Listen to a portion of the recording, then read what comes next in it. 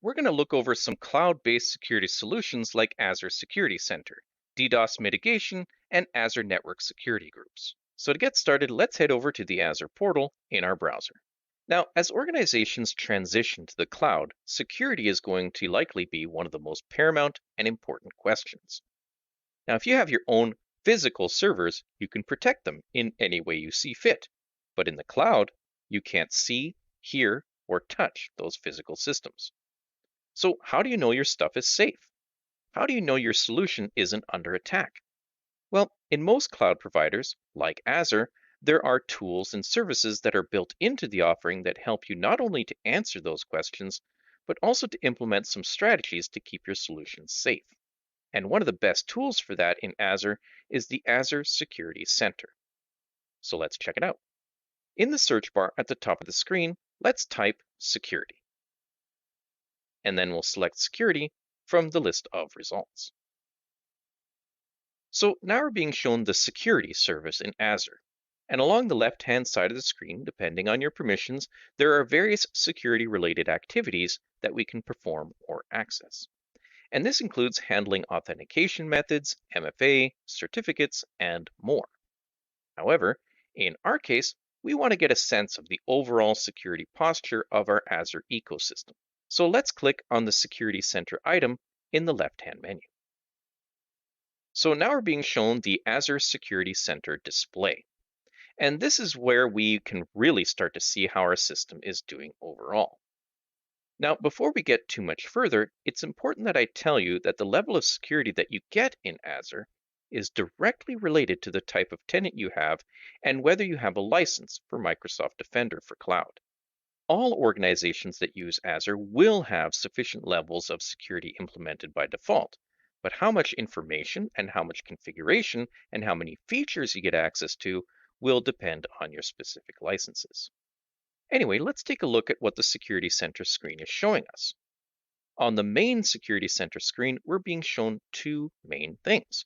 Right at the top of the screen, we're being shown a summary of recommendations by severity. In that same section, we're also being shown a summary count of alerts by severity. Now, in my case, I have 10 recommendations. 5 are high, 2 are medium, and 3 are low severity. As for alerts, I don't have any active alerts right now, so that's a good thing. Below the summary section, we're being shown the detailed list of recommendations ordered by severity, meaning the highest severity items are listed first. At the top, we're being shown that there are some Microsoft Defender protections that Azure suggests that we enable for some of the services that we have deployed. In fact, let's click on the recommendation involving storage. So now we're being shown the details of the specific Azure Security Center recommendation. At the top of the screen, we're being shown that it's a high severity alert. We're also being given a freshness interval that tells us how recent this issue was discovered, or at least found to be persistent. Below the summary information at the top of the screen, we're being given a description about the recommendation. And this is a good thing. It means that every issue that Azure detects includes a description about the issue and why it's an issue. In the case of the storage recommendation, Azure is telling us that enabling Microsoft Defender for storage helps with malware scanning and sensitive data detection and other threat mitigations. So you can imagine that other recommendations would help shore up services against common threats like DDoS attacks and so on.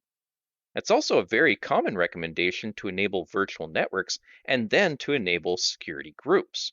And this makes sure that different Azure resources are deployed in their own isolated virtual networks to prevent services from different solutions from talking to each other. And that can help to prevent the spread of attacks as well as to keep certain services from even being exposed on the internet. Now let's scroll down and expand the remediation steps section. Now, the other cool thing about recommendations in Azure Security Center is that they will also include suggested steps to resolve the issue, hence remediation. In this case, the remediation is pretty simple. The recommendation is that we should have Microsoft Defender for Storage enabled, so the remediation steps are all about how to enable it. And lastly, down at the bottom of the screen, we get a list of resources that this recommendation impacts. Now, in my case, the issue impacts my subscription. But how is that possible if the issue is about storage? Enabling Microsoft Defender protects sensitive data and performs malware scanning on all storage accounts within a subscription. So basically, Defender is a service by itself, and Azure has noticed that I haven't enabled it for my subscription. Therefore, it impacts the subscription. Now, just because Azure has suggested a recommendation, it doesn't mean that I need to abide by it. Maybe I don't want Defender. Now, if that was the case, all you'd have to do is click on the Exempt button at the toolbar at the top of the screen, and this recommendation would no longer be raised. So there you have it. In this demo, we took a look at Azure Security Center, recommendations that it lists, and how to explore and remediate recommendations, as well as to ignore recommendations that we don't care about. Great job!